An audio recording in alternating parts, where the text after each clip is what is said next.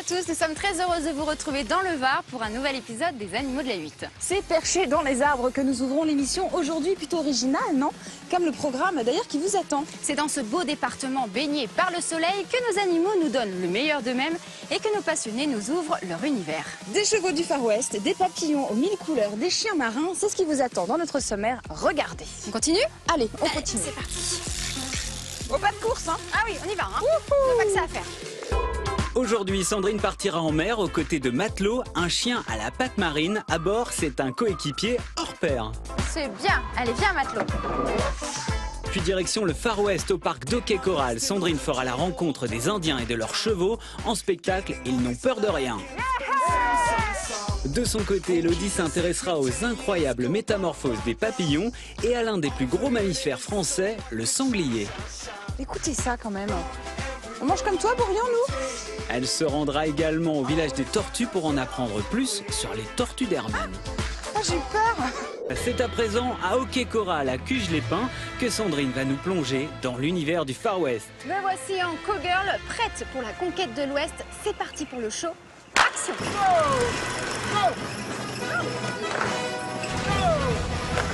Hey! On se fait attaquer, lui, là. Oh là, il y a un problème, là, non? Ah là là là là là! Qu'est-ce que c'est que ça? Ah! Allez, déguerpissez d'ici! Déguerpissez!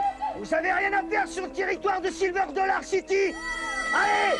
Déguerpissez! Allez! Bon, Sandrine, heureusement qu'on était là, hein, les gars? Non, mais j'ai eu peur. Il était en train de me... Eh oui! Je te rejoins, Allez, Philippe. tu nous rejoins, je t'accueille Ok. de l'autre côté. Merci, si tu veux. Louis. Bienvenue, Merci. Sandrine. Bienvenue à Je Hockey suis Coral. saine et sauve. On va aller voir les chevaux? Allez, on y va. Ouais. C'est des chevaux hyper puissants. Ouais, alors ici nous avons des chevaux de race Shire, ce sont des chevaux de trait anglais. Et là on a un couple de chevaux qui ont 4 et 5 ans et qui, on va dire, qui finissent leur éducation à l'attelage. Pendant le spectacle, il y a énormément de bruit, des coups de feu, de la musique. Comment vous habituez les chevaux? Là, on va les habituer déjà depuis très très jeunes. Hein. Et donc à partir de ce moment-là commence véritablement leur vie entre guillemets d'artiste. C'est vrai? Oui, parce que ce sont quand même aussi des artistes. Et donc on doit les amener petit à petit au fur et à mesure des années à ce qu'ils soient complètement désensibilisés, c'est-à-dire qu'ils ne réagissent plus au bruit, aux applaudissements, à la musique, etc. et qu'ils soient uniquement à l'écoute du meneur, en l'occurrence du meneur d'attelage. Pour eux, leur seule écoute pour savoir ce qu'ils vont faire, c'est Louis. Donc c'est lui qui donne les ordres et c'est lui qui implique le rythme et le timing du spectacle. Je pensais pas que ça allait aller aussi vite pour arriver jusqu'ici, Oui, en fait. oui, oui. Les chevaux lourds, par principe, on les voit toujours dans les champs, en train de tirer la charrue et labourer les Pour des terres. travaux agricoles. Donc c'est du pas. Et nous, on les transforme en chevaux artistes. Et on se rend compte qu'ils ont tellement de puissance que quand on les voit galoper, ça donne cet effet qui est unique. La diligence, elle m'a l'air bien lourde. Hein. Ah oui, oui, là, on a une diligence qui fait bien plus, qui fait une tonne, un petit peu plus d'une tonne. Vous avez vu qu'ils tirent ça en, j'allais dire en rigolant. Toute simplicité. Ah oui, oui. Hein. Ah, tout à fait, Ah tout à ouais, fait. Alors vous avez aussi un autre attelage assez particulier parce que là il y a un mulet et 2 mules. Oui, c'est On va le particulier. On y va, oui, oui, on y va. Cet attelage que je dirais qui est quand même très, très original, puisque là, on ne parle plus d'atteler des chevaux en paire, mais une mule et 2 mulets qui sont attelés de front, tous les trois. Hein, Ouais. c'est ce qu'on appelle de troïka, comme ça. C'est des mulets qui aussi travaillent au spectacle.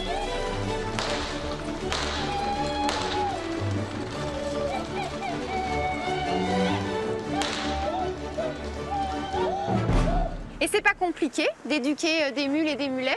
Que c'est long, beaucoup de patience, parce que le mulet est un animal un petit peu plus, on va dire, compliqué dans le sens où il a une grande intelligence et surtout une grande mémoire, donc il ne faut pas le blesser ni le heurter. Il faut que tout se passe calmement, avec l'acceptation de le faire. L'animal doit accepter le travail qu'on lui demande.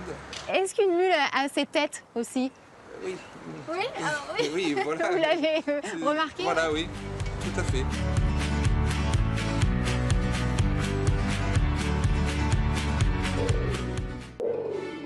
Allez, on repart au pays des cow-boys et des Indiens avec Sandrine qui est toujours à Cuges-les-Pins. Tous les Indiens.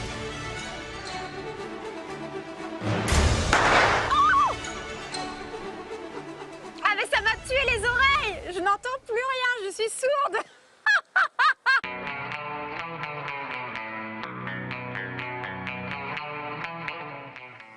Ça y est, les cow-boys et les Indiens se sont réconciliés. On a signé un traité de paix. Yeah! Merci les Indiens, je vais retrouver Henk et François. À bientôt.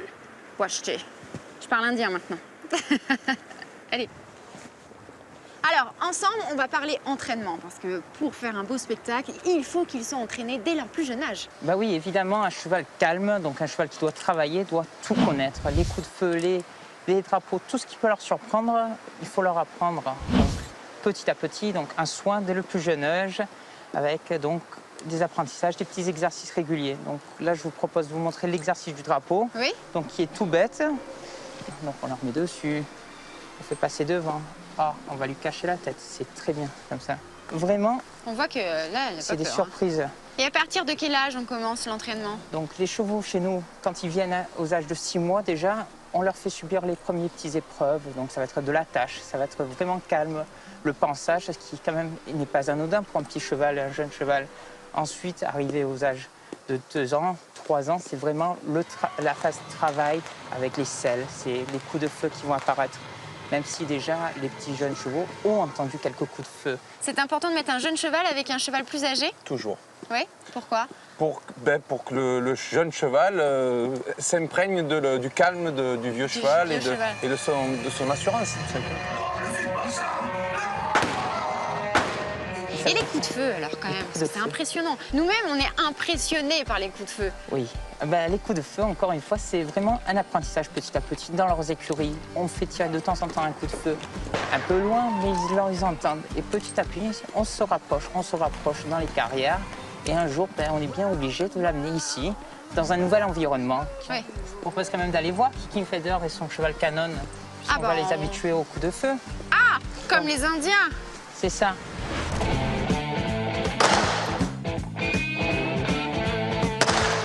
Voilà.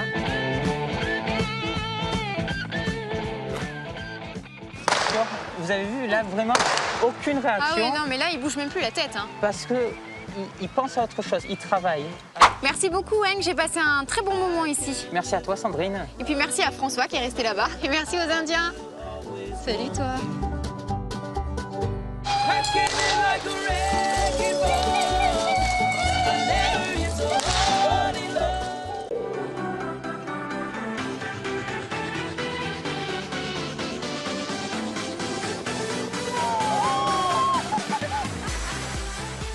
Et bien voilà, notre émission s'achève avec de superbes alligators. On espère que vous avez passé un agréable moment en notre compagnie et tous nos passionnés d'animaux. N'oubliez pas que vous pouvez revoir les émissions sur le site internet des8.tv. Allez, on vous dit à très bientôt. Les animaux de la